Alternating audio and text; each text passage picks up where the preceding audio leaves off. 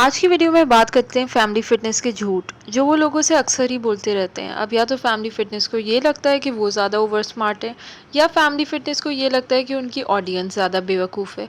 और तीसरा ऑप्शन ये भी हो सकता है कि फैमिली फिटनेस को कंट्रोवर्सीज क्रिएट करने के बाद गालियाँ खाने की अब आदत हो चुकी है। रिसेंटली कृतिका मलिक के बेटे जैद मलिक की तबीयत ख़राब हुई, जिसपे इन्होंने इतना ज़्यादा रोना धोना मचाया और उस बच्चे की बीमारी को खूब कैश किया। हॉस्पिटल में उस बच्चे को एडमिट कराने के बाद 5 दिन तक ये उसी के नाम पे ब्लॉग्स बनाते रहे। जैद को ये हो गया, हम ये बर्दाश्त नहीं कर सकते, माँ बाप बहुत तकलीफ़ में, माँ बाप पे पहाड़ टूट गया, माँ बाप रोने लगे, माँ का दिल टूट गया, माँ मर जाएगी अगर जैद को कुछ भी हुआ। इस तरह की बातें और टाइटल ये लोग यूज़ करते रहे। जब इन्होंने अच्छे से माल बटोर लिया, ये तमाम व्यूज़ बटोर लिए लोगों के, ये सिंपैथी वाला ड्रामा करने के बाद, तो छठे दिन इन्होंने जैद का घर पे वेलकम डे करा।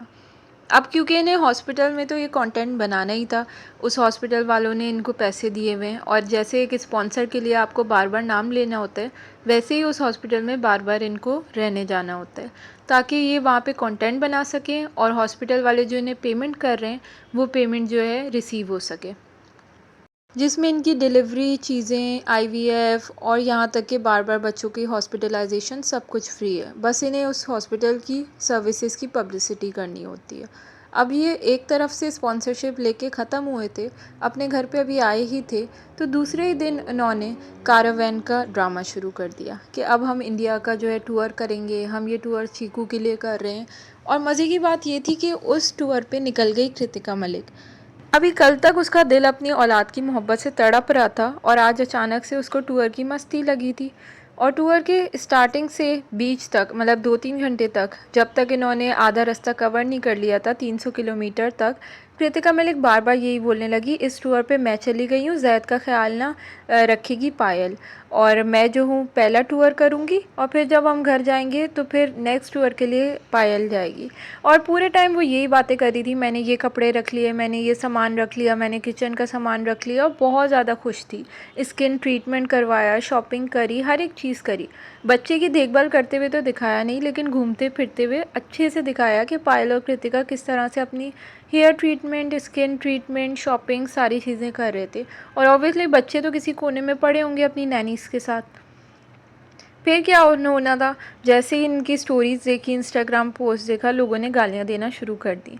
और जैसे ही इनको गालियाँ पड़ी तो हमेशा की तरह पायल बीबी को आगे कर दिया इन्होंने, क्योंकि इमोशनल ड्रामा जब भी करना होता है तो पायल मलिक को ये आगे कर देते हैं, और पायल मलिक को विक्टिम बना के आगे पेश करते हैं। वो कमेंट्स जो है फेक रीड करती है कि लोग इनकी कितनी ज़्यादा तारीफ़ कर रहे हैं, और ये उन फेक कमेंट्स का जवाब दे रहे होते हैं। असल में इनको इतनी ज़्यादा गालियाँ पड़ी कि इन्होंने बीच रास्ते में कृतिका मलिक को पीछे भेजकर और पायल मलिक को ले आए। तो क्या ये बात लाने के बाद ये प्रूफ हो जाती है इन्हें अपने बच्चों से मोहब्बत है? नहीं। ऑब्वियसली इन्होंने ऑडियंस का हेट कमेंट बर्दाश्त ना करते हुए ये फ़ैसला लिया, ताकि ऑडियंस इनको हेट कमेंट ना करे और इनका कारावैन का जो अगली स्पॉन्सरशिप ट्रिप है वो अच्छे से गुजर जाए। मुझे सच में बहुत दुख होता है उन बच्चों के लिए जिन्हें कंटेंट की तरह पैदा किया गया है। ज़बरदस्ती ट्रीटमेंट्स करवा करवा के उन्हें पैदा कर दिया जाए और फिर उन्हें नैनीज़ के हाथों छोड़ दिया जाए। पूछ लिया जाए, यार इनके कपड़े बदला दिए, पैम्पर बदला दिया, खिला पिला दिया, और बाकी माएँ अपनी रील्स में और मौज मस्ती में लगी रहें। अफसोस होता है उन बच्चों के लिए कि उनके बड़े होके क्या जो है भविष्य होगा। जैसे चीकू को आप देख सकते हैं, ना उसका स्कूल में दिल लगता है, ना दोस्तों में, ना पढ़ाई में, हर वक्त रील्स पे नाच गाने में ही लगता है, और शायद उन बच्चों का तो इससे भी बुरा हाल होने वाला हो। खैर, कृतिका ने रोती धोती शक्ल बना के वापसी चली गई। पायल इस बात से थोड़ा ज़्यादा खुश हो गई कि लोगों ने इतनी ज़्यादा पायल को इम्पोर्टेंस दी कि उसे छोड़ के क्यों गए, उसे लेके आए, कृतिका को वापस भेजें। और इन्होंने फिर से ऑडियंस को एक झूठ बोल दिया कि भाई हमने तो यही प्लान किया था कि कृतिका थोड़ी सी देर के लिए जाएगी और फिर पायल आ जाएगी, जबकि इनका प्लान ये नहीं था। इनका प्लान ये था कि पूरी ट्रिप पे कृतिका होगी और नेक्स्ट ट्रिप पे ये लोग पायल को लेके जाएंगे या दोनों को साथ लेके जाएंगे और बच्चों को नैनीस के पास छोड़ देंगे। लेकिन बीच में ही लोगों के हेट कमेंट सुन के इन्हें जो है ये तमाम चीज़ें चेंज करनी पड़ी, पायल मलिक को लाना पड़ा और कृतिका को वापस भेजना पड़ा।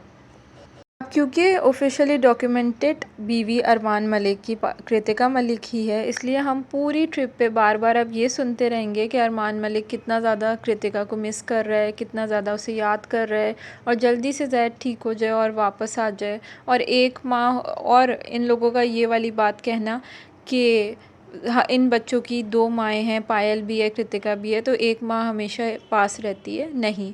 अगर आपके घर में 3 बच्चे हैं, तो उन दोनों माँओं को पास रहना चाहिए और अपने बच्चे खुद सँभालने चाहिए, ना कि नैनीज़ को उनके हवाले कर दिया जाए और जो है खुद घूमने-फिरने निकल जाएँ। आपका क्या ओपिनियन है इस बारे में? क्या फैमिली फ़िटनेस ने इतने ज़्यादा झूठ बोल के ऑडियंस से सही किया और कृतिका मलिक का टूर पे जाना ठीक था और इनका बाद में इस तरह से चेंज करना, आपका क्या ख़्याल है? अपने बच्चों के साथ फैमिली फ़िटनेस सही कर रही है या नहीं? मुझे कमेंट सेक्शन में ज़रूर बताइएगा। मेरी वीडियो को लाइक करना और चैनल को सब्सक्राइब करना बिल्कुल मत भूलिएगा। मैं मिलती हूँ अपनी नेक्स्ट वीडियो में, तब तक के लिए अल्लाह हाफ़िज़।